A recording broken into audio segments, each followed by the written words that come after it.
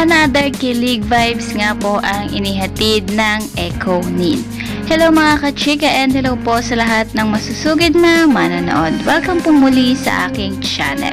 Pinakilig na naman nga po nila Janine Gutierrez at Jericho Rosales ang kanilang mga tagahanga.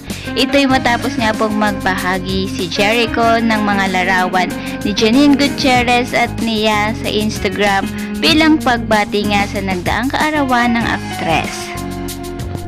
Ano yan nga, happy birthday to my museum tabing ilog date. Happy nga ang mga Echo Nin fans dahil eto nga talagang greetings ni Jericho Rosales ang kanilang hinihintay.